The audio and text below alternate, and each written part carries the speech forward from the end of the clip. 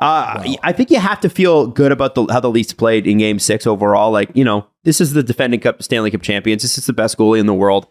Sorry, New York. He is.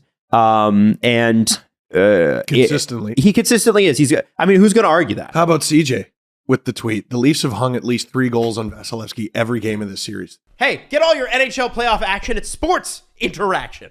If you're looking for action and interaction and Sports Interaction. It's in the name. Exactly. Before the game starts, live and in play, or, betting on how your favorite player will perform. Canada plays at SIA, doing it right since 1997. 1997. Sorry, I get the read too. Okay, with the most competitive odds, Sports Interaction makes it easy to deposit, play, and cash out. Head over to sportsinteraction.com/SDPN. That's right, we have a new landing page. That's sportsinteraction.com/SDPN. 19 plus, play responsibly. Yeah, it's a miracle. Yep. You can't waste this, guys. So, and I understand some complaints about officiating, but I honestly. Well, the Killorn hold on Matthews. Yeah, they got to call that. It's egregious. They got to call. It's wakeboarding. You don't call holding, you call wakeboarding. Mm-hmm. That's unbelievable. The only thing that bothered me was that the consistency of the calls changed from 5 to 6. 5 to 6 to 6 to OT.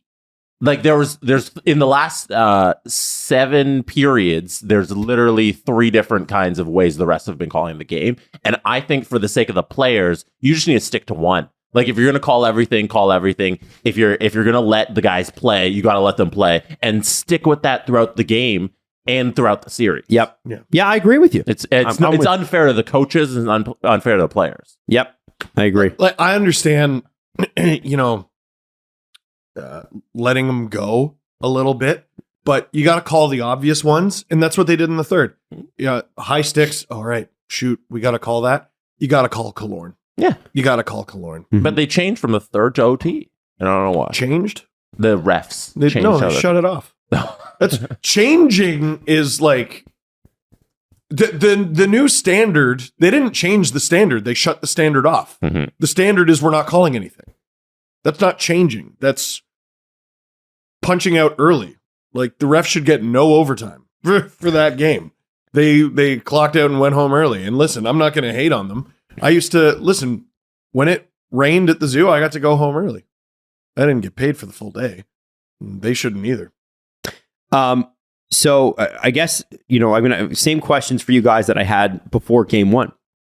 If the Leafs are going to win on Saturday, what has to happen? Doing what they did in Game 6, baby. Doing what they did in Game 6. Being slippery, getting away from guys, floating good ones on from the point, which the Leafs were very cautious of.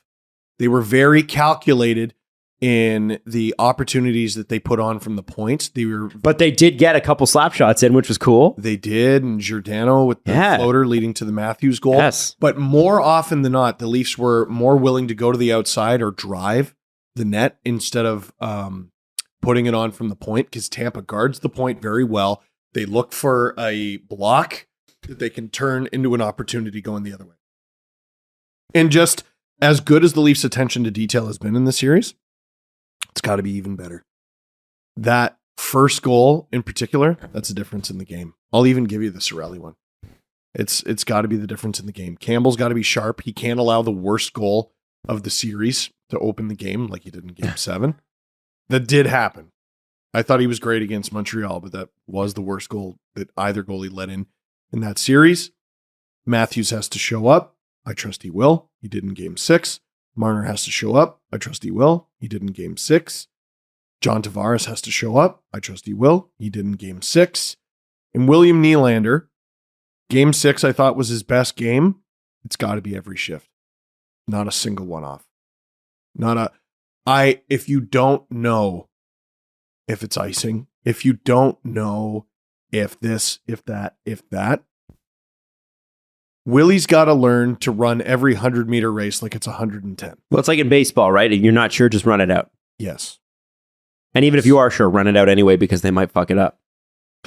And I don't have a ton of notes. Like that, they were great. That was a great game. The Leafs played a great game. Mm-hmm. I thought they were the better team. So it's tight. Really tight. So Natalie and I obviously watched, and she woke up this morning and she said, "Boy, that must have been really hard." And I said, I actually feel really, really good about where this is. I think they're going to win. And I said it on the radio this morning. I really believe this Leafs team is going to win. And I believe that this Leafs team, I think this is the best Leafs team I've seen in my lifetime. I mean that. More complete than the 93, 94 teams. Shows how good Tampa is. Yeah, 100%. Tampa's incredible. And I think that this, I actually, because last year, I'm not going to lie, what happened against Montreal really hurt. Really stung. And it took me a bit, the beginning of the season, to love this again. And that's how good this team is. Yeah. The fact that we're here and saying what we're saying. It's incredible. And the fact that they're taking Tampa to 7 games, that I think they're going to win. I really, truly in my soul believe they're going to win. I think they're the better team this series anyway.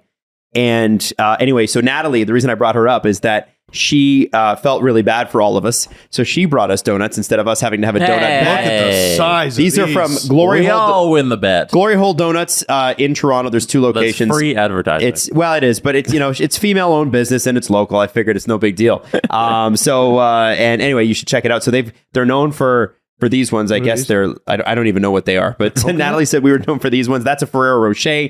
That's basically Simpsons. like a crusty one. Simpsons. Yeah, Simpsons. So we each get 2.